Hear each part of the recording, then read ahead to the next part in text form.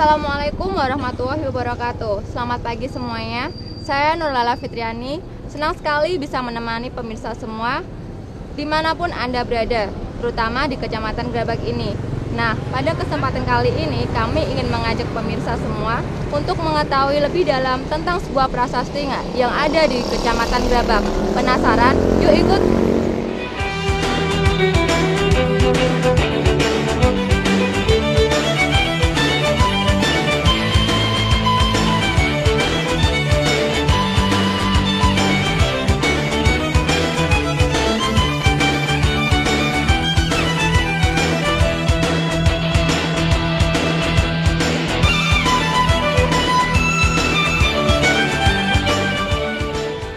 Nah, pemirsa, saat ini kita masih dalam perjalanan menuju ke Tukmas dan mungkin kira-kira 15 menit lagi kita sampai di sana.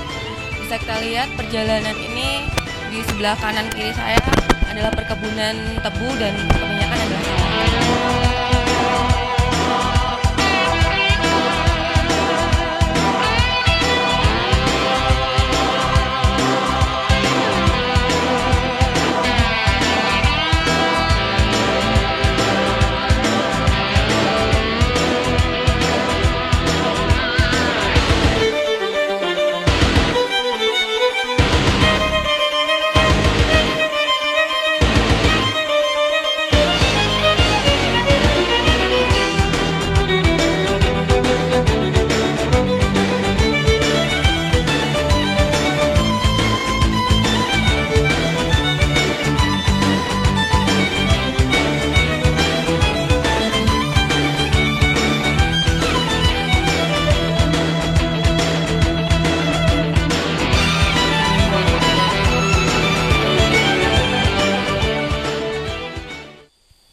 Nah, pemirsa, kita sudah hampir sampai di Tukmas dan masih membutuhkan 5 menit lagi untuk sampai ke lokasi Tukmas tersebut. Mari kita jalan.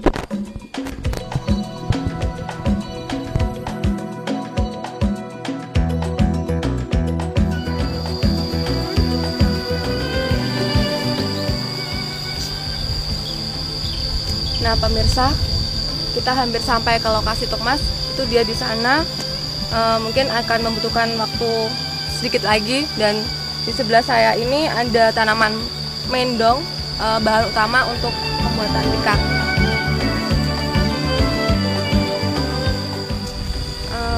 Pemirsa, sebentar lagi kita akan sampai ke lokasi, dan di sini ada tanaman mendung yang sudah dikeringkan sebagai bahan utama untuk pembuatan tikar, seperti ini. Oh, nah ini yang sudah dikeringkan dan mungkin akan diproses untuk tikar. Ayo.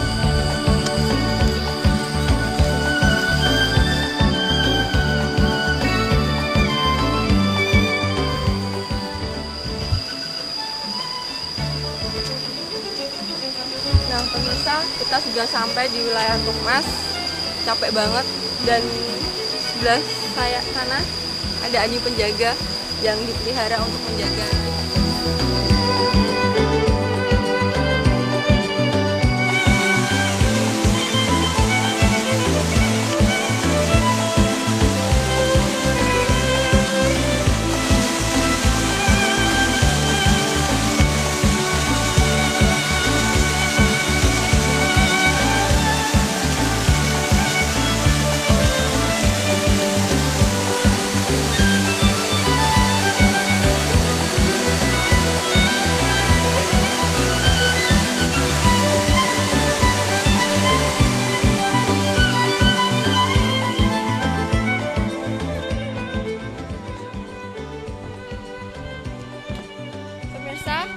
Saat ini di sebelah saya ada narasumber dari Tukmas dan mungkin kita akan sedikit bertanya-tanya dengan beliau. Mari.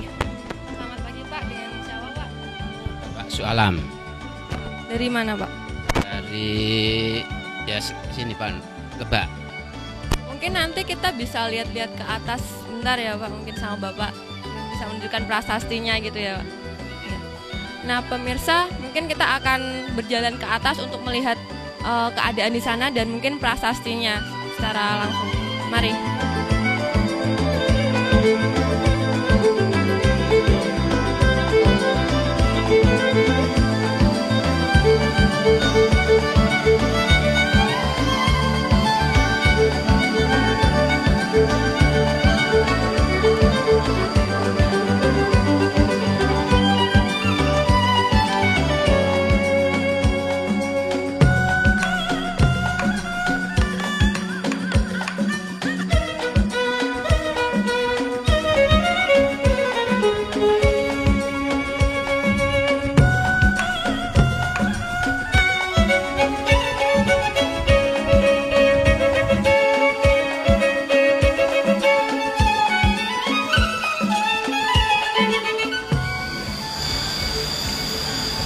Bapak tahu nggak arti dari prasasti itu sendiri?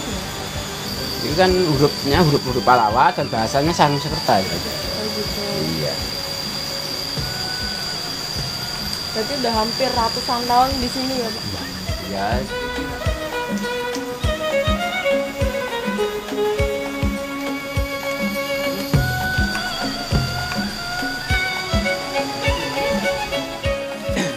Mungkin saya mau cita. Ya. Boleh Om?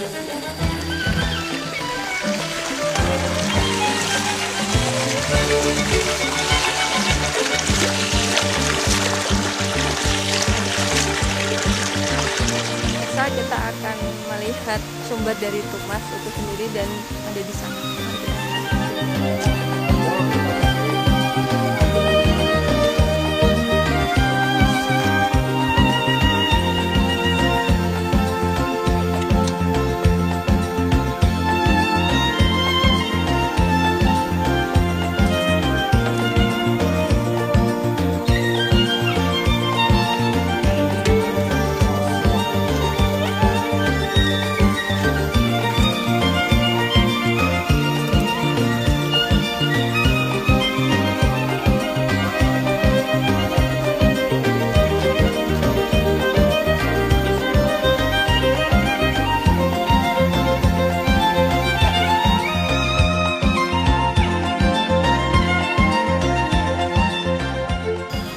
Zaman rumiyin, zaman kerajaan Kalingga, itu kan terletak di Jawa Tengah, Kalingga.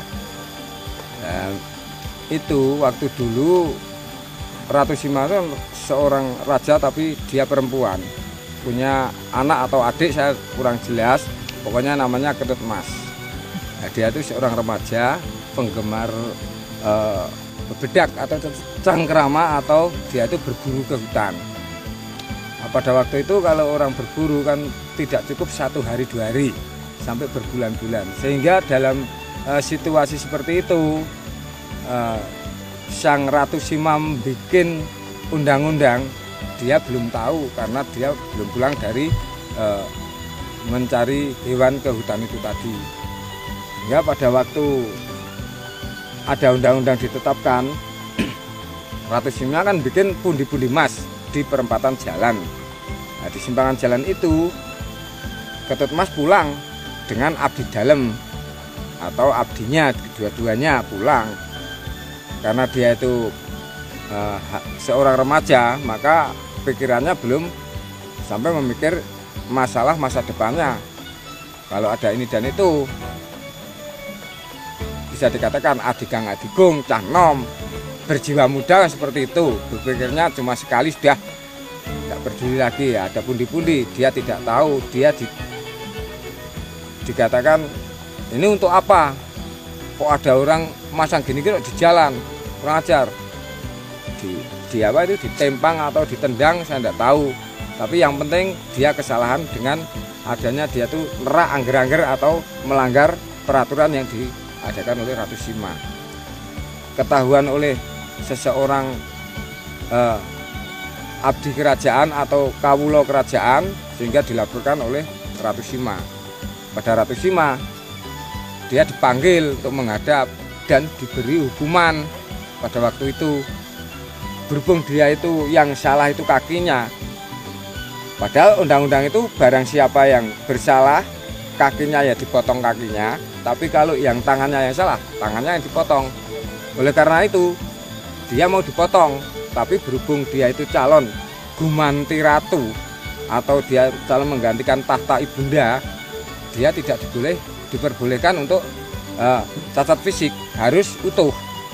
Maka dari itu oleh Jigsawnegara dimintakan pertimbangan agar jangan diberi hukuman tersebut. Oleh karena itu dipertimbangkan oleh punggawa kerajaan, dia harus dibuang dari kerajaan selama 15 tahun atau 15 warso.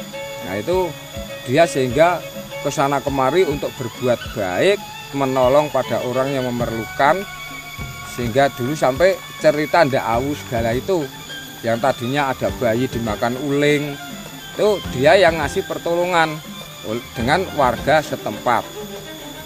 Oleh karena itu setelah genap 15 tahun dia baru diperbolehkan pulang ke keraton tadi, ke tempat ibunda. Karena dia itu putra Kalingga, ya pulang ke Kalingga. Tapi harus berbuat sebaik mungkin untuk kepentingan umum atau kepentingan orang banyak yang memerlukan bantuan. Seperti itu ceritanya. Sehingga di sini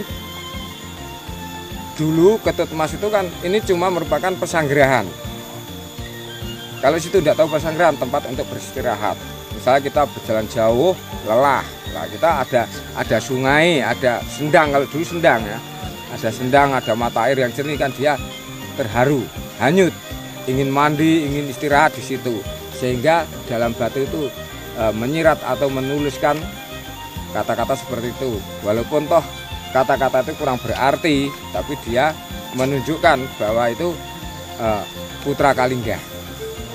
Dengan huruf Pallawa atau huruf Sanskerta saya kurang tahu persis, karena saya anak sekarang jadi kurang tahu persis ya. Tapi ya kemungkinan itu huruf Pallawa. Padahal itu artinya ya kurang berarti, tapi diperkirakan kurang lebihnya pada 500 tahun Masehi. Kurang lebihnya seperti itu.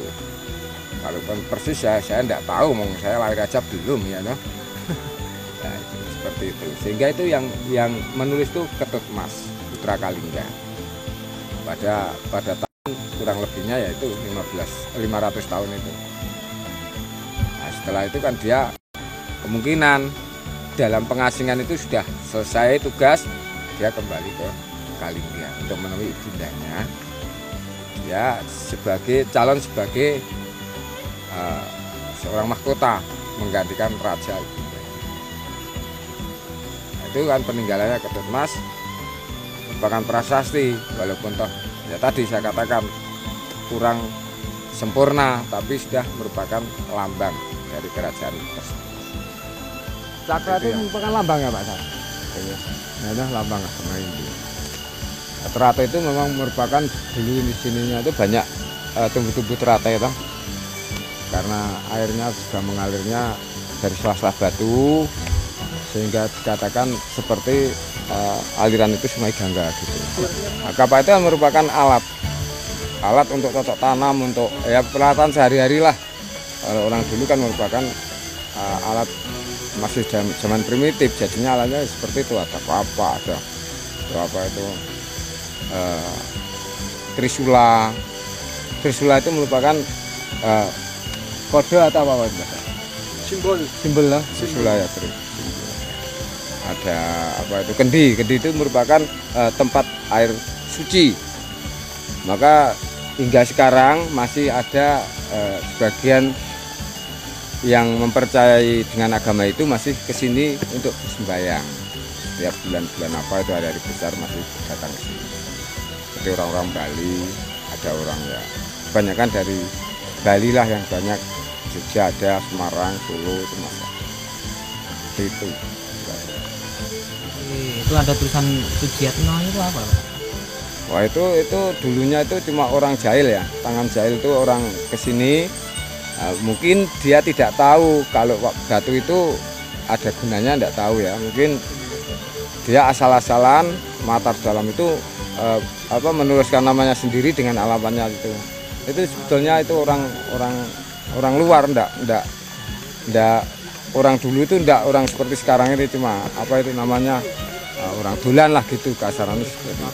Cuma dia itu berhubung ingin meletakkan memori namanya dia, sehingga dia matar dalam batu itu namanya dia seperti itu. Tapi itu juga dicari oleh Dinas Purbakala dulunya untuk dipertanggungjawabkan kok dia berani matar dalam batu yang bersejarah. Ya dia ya bisa dikatakan kena pasal berapa saya kurang tahu, tapi dia yang penting dia kena tuntutan dari Purbakala. Jadi tulisan dari Jiatno itu bukan dari dulunya itu Pak? Oh enggak, itu orang dolan, itu orang datang seperti saya, misalnya saya dolan ke sini, lalu saya ingin mengenang masa-masa itu biar dibaca orang, lah saya nulis di batu itu. pakai apa battle itu kan. Tapi dia kesalahan oleh Purbakala karena itu merupakan sejarah dan peninggalan Purbakala, jadinya dia harus bertanggung jawab dengan tangan jahilnya yang seperti itu, karena batu itu masih dikatakan termasuk kategori batu peninggalan sejarah.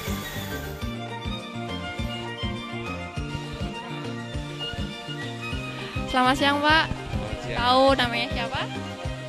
Saya Wardoyo Sugianto dari Yogyakarta. Boleh tahu Pak, Bapak kesini ada keperluan apa ya Pak? Begini, saya kan berkecimpung dalam dunia seni. Jadi mau tidak mau saya harus bisa mencintai hasil kesenian bangsa sendiri. Nah di sini pada desa Kalimas ya, desa Lebak, pokoknya sumber air yang terkenal disebut Kalimas, itu ada suatu peninggalan kuno dari zaman Mataram kuno dulu, atau yang dalam sejarah Indonesia sering disebut sebagai zaman Mataram Hindu, berupa prasasti. Dalam sejarah dan dalam arkeologi ya, itu terkenal dengan sebutan prasasti Tokmas.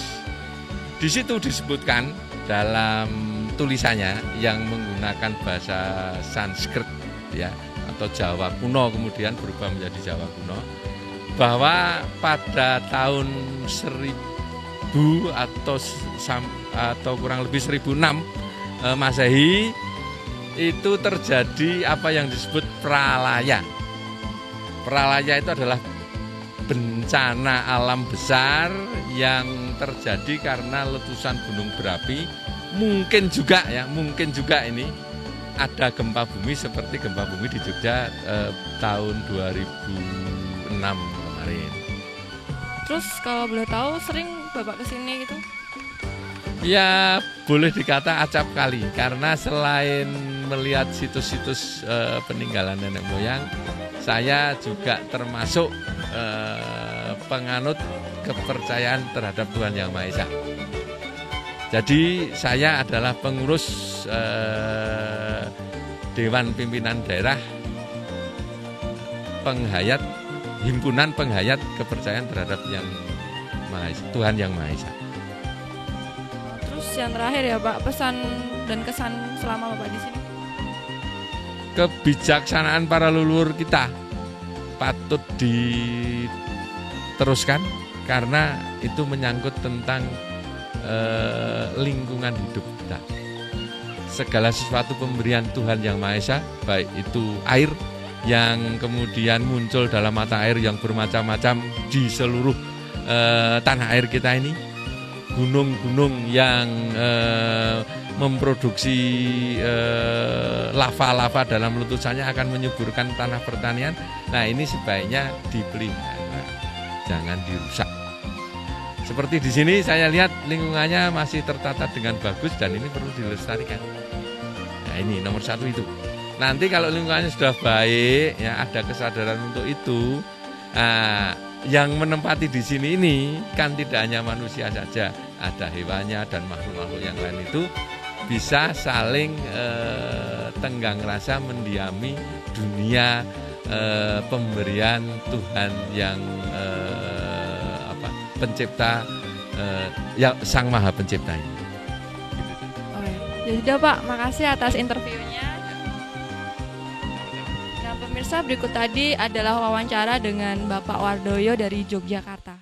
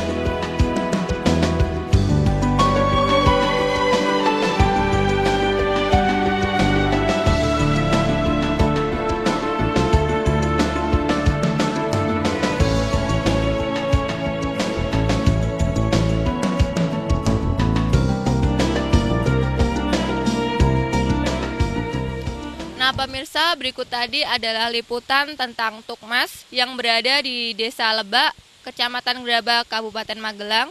Terima kasih telah mengikuti perjalanan kita pada hari ini. Dan saya, Nurlala Fitriani, beserta kerabat kerja Gerabak TV mengucapkan terima kasih yang sebesar-besarnya. Sampai jumpa di lain hari.